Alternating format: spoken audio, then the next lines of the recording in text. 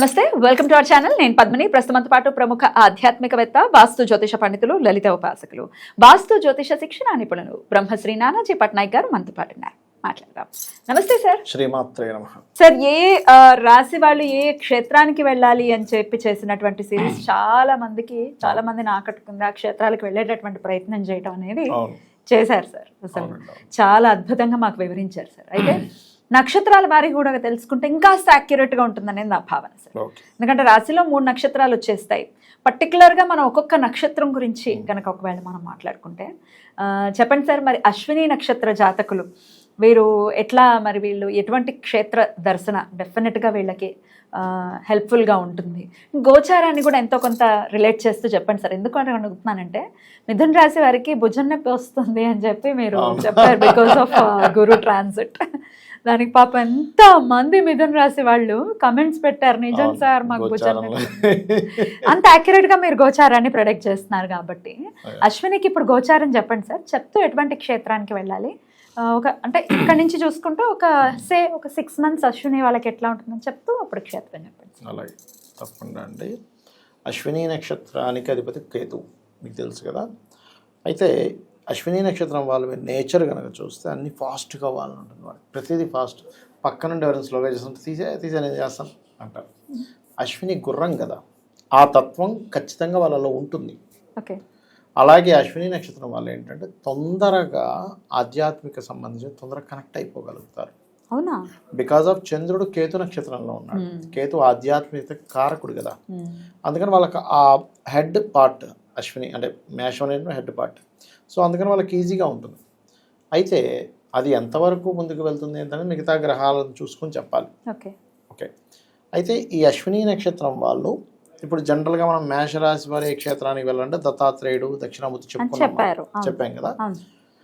ఆ దక్షిణామూర్తి ఆలయంలో కూర్చొని లేదా వీళ్ళ ఇంట్లో ఉదయం నిద్ర లేచిన వెంటనే ఒక్కసారి ఆ దక్షిణామూర్తి ఆలయంలో గణపతి పూజ చేసినా వీళ్ళకి అద్భుతమైన ఫలితాలు వస్తాయి అశ్విని వాళ్ళకి. ఎందుకు అంటే నక్షత్రాధిపతి కేతువు. ఇప్పుడు చాలామంది నక్షత్రాధిపతి మాకు కేతువు కదండి అందుకని నేను వైడూర్యం పెట్టేసుకుంటా అంటాడు. నేను అనేది ఏంటంటే నక్షత్రం ఫలానాది కదా అని రత్నం పెట్టుకోవడం కాదు. ఆ రత్నం ఎంతవరకు పనిచేస్తుంది అంటే కేవలం మీకు మెంటల్ పీస్ ఇవ్వడం వరకే పనిచేస్తుంది. కానీ ఆ కేతువు గనక వాళ్ళ పర్సనల్ చార్ట్లో ఇప్పుడు అశ్విని నక్షత్రంలో పుట్టారు మేషరాశి, కానీ కేతువు వెళ్ళి స్పాయిల్ అయ్యాడు అనుకోండి, అప్పుడు ఆ రత్నం పనికిరాదు. ఇంకా ఇబ్బంది పెడుతుందా? ఎక్కువ ఇబ్బంది పెడుతుంది. ఇది తెలియక చాలా మంది అశ్విని నక్షత్రం అన్నారు, నేను వైడూర్యం పెట్టుకున్నాను కానీ చాలా ఇబ్బంది వచ్చేసింది అంటారు. ఎందుకంటే ఆ కేతువు శనితోనో శుక్రుడితోనో లేకపోతే పాపకర్తిలోనో అలా ఉంటాడు, నీచపడే ఉంటాడు. సార్ పాపగ్రహాలకు కూడా పాపకర్తరి ఉంటుందా సార్? ఎందుకు ఉండదు? శుభగ్రహాలకే అనుకుంటున్నా. ఓకే. పాపగ్రహానికి కూడా పాపకర్తరి ఉంటుంది, ఉండదని ఏం లేదు. అంటే 2 పాపగ్రహాల చేత కాస్త ప్రభావితం అయింది. అది శాండ్విచ్ లాగా అయిపోయింది. ఇప్పుడు ఎలా అంటే మీరు ఇప్పుడు అడిగిన ప్రశ్నకి నేను సమాధానం చెప్తాను. ఇప్పుడు మనం ఎందులోనైనా ఎందులోనైనా వేలు పెట్టాం, కాలింది. ఇప్పుడు ఎనువును పెట్టినా కూడా కాలుతుంది, ఎనువు కూడా వేడెక్కుతుందిగా.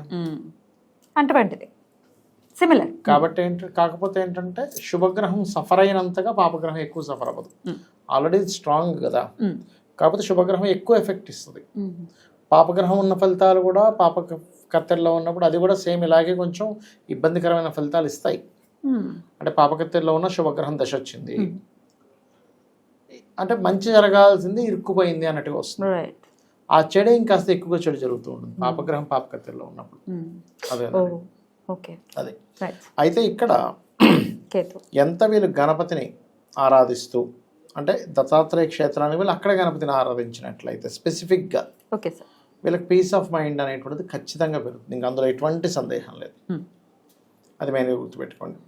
అదేవిధంగా గణపతిని గరికతోని ఎర్రటి పుష్పాలతోని ఎక్కువగా పూజించాలి వీరు నిరంతరం. ఇంకా జీవితాంతం పెట్టుకోవచ్చు. ఎందుకంటే ఇది మనం ఎందుకు స్పెసిఫిక్గా చెప్తున్నాం అంటే చూడండి, మనం ఏదైనా కానీ మనసు గనక స్థిమితంగా ఉంటే అన్నీ బాగుంటాయి, అంతే కదా. మనస్కారకుడు చంద్రుడు ఎప్పుడైతే గణపతి అంటే అశ్విని నక్షత్రంలో ఉన్నాడో వీళ్ళకి మీరు గమనించినట్లయితే అశ్విని నక్షత్ర జాతకులు మెడికల్ రంగాల్లోకి వెళ్ళడానికి కూడా బాగా కలిసి వస్తుంది వాళ్ళకి. ఎందుకంటే అశ్విని దేవతల సంబంధం కదా, అంటే వాళ్ళ మైండ్లో అది ఈజీగా కనెక్ట్ అవుతుంది. అలాగే ప్రాబ్లమ్ని సాల్వ్ చేయాలనేటువంటి తత్వం కూడా ఎక్కువగా ఉంటుంది అశ్విని నక్షత్రం వారికి. ఓకే. అది బ్యూటిఫుల్. కాబట్టి ఇవి ఎక్కువగా పాటించాలి. ఇప్పుడున్న గోచారం రీత్యా ఎటువంటి ఇంపాక్ట్స్ ఉంటాయి సార్ అశ్విని నక్షత్రానికి? అశ్విని నక్షత్రం మేషరాశి వారికి ఏళ్ళనాటి శని నడుస్తుందండి 12వ స్థానంలో. సో అందుకని ఏంటంటే కొంచెం ఎక్కువ శ్రమించవలసిన పరిస్థితి వస్తూ ఉంటుంది. కాళ్ళు లాగడము ఇలాంటివి కొంచెం ఎక్కువగా ఉంటుంటాయి. ఎందుకంటే ఎంతైనా శని 12లో ఉన్నాడు కదా, శని కాళ్ళకి కారకుడు. అయితే ఇక్కడ మనం పాజిటివ్స్ కానీ నెగిటివ్స్ కానీ ఎట్లా చూడాలి అంటే, ఇప్పుడు మిథున మేషరాశి ఆరు మేష లగ్నం ఉంది. ఇక్కడ వీళ్ళకి శుభగ్రహాలు పాపగ్రహాలు ఉంటాయి ఈ లగ్నానికి. ఈ లగ్నానికి శుభులు ఎవరు? కుజుడు, కేతువు, రవి, చంద్రుడు. ఓకే. పాపులు కనుక తీసుకున్నట్లయితే మీకు శని, బుధ, శుక్ర, రాహువు వీళ్ళు పాపులు అవుతారు. రవి మళ్ళీ శుభుడు అవుతాడు చెప్పాలంటే ఇవి. అయితే ఇప్పుడు మనం చూసుకుంటే ఇప్పుడు గోచారంలో మేజర్ ప్లానెట్స్ కనుక తీసుకుంటే లాభంలో రాహు ఉన్నాడు. ఈ లగ్నానికి పాప అయినప్పటికీ కూడా లాభంలో ఉన్నాడు, మంచి ఫలితాలు ఇస్తాడు. పంచమంలో కేతు ఉన్నాడు. ఈ లగ్నానికి శుభుడైనప్పటికీ పంచమంలో కేతు ఉన్నది. కొంచెం ఆధ్యాత్మిక చింతనిస్తూ కొంచెం సంతానం విషయంలో, ప్రేమ వ్యవహారాల విషయంలో కొంచెం ఎడబాటిస్తూ ఉంటాడు. ఇక నవంబర్ 25 వరకు. శని ఏళ్ళనాడు శని 12లో నడుస్తూ, గురువు శుభగ్రహం 4లో ఉంది. సో శుభగ్రహం 4లో ఉన్నందుకు ప్రాపర్టీ మూలంగా లేదా వాహనాల మూలంగా, ప్రయాణాల మూలంగా ఏదైనా ఒక అంటే వీళ్ళకి అసెట్స్ మూలంగా కావచ్చు, వాహనం మూలంగా కావచ్చు, లీగల్ రిలేటెడ్ మూలంగా కావచ్చు ధనయోగాన్ని ఇస్తాడు ఇప్పుడు ఉండే కండిషన్లో. ఓకే. కాకపోతే ఇక్కడ మనం ఎప్పుడూ కూడా ఒక గ్రహం ఒక ఇబ్బందిని ఇస్తుంది అనేది చెప్తుంది, నువ్వు ఎలా నడుచుకోవాలో చెప్తుంది, నువ్వు ఎలా నిర్ణయాలు తీసుకోవాలో చెప్తుంది. 12వ స్థానంలో ఉండే శని ఏం చేస్తాడంటే, మీరు లాంగ్ టర్మ్గా ఉండే ఇన్వెస్ట్మెంట్స్ చేయండి అని చెప్తున్నాడు అక్కడ మేషం వారికి. సో వీళ్ళు అర్థం చేసుకోవాల్సింది ఏంటంటే, ఓకే లాంగ్ టర్మ్ ఇన్వెస్ట్మెంట్ చేయాలి. అయితే ఈ అశ్విని నక్షత్రం పర్టికులర్గా అశ్విని నక్షత్రం అయినందుకు పంచమంలో కేతు ఉన్నాడు కాబట్టి డెసిషన్ మేకింగ్ విషయంలో మరింత జాగ్రత్తగా ఉండాలి గోచారంలో. తొందరపాటు నిర్ణయాలు పనికిరావు. 5th హౌస్ డెసిషన్స్, ఆలోచన విధానము, రాజకీయము, రాజకీయాల్లో ఉండేటువంటి వారు తొందరపాటు నిర్ణయాలు తీసుకోకూడదు. ఇవి పర్టికులర్గా గోచారంలో చూపిస్తుంది చెప్పాలంటే. అయితే వీళ్ళు దత్తాత్రేయ క్షేత్రంతో పాటు గణపతి క్షేత్రాలకు కూడా అశ్విని నక్షత్రం వాళ్ళు వెళ్తే చాలా మంచిది. అద్భుతం సార్.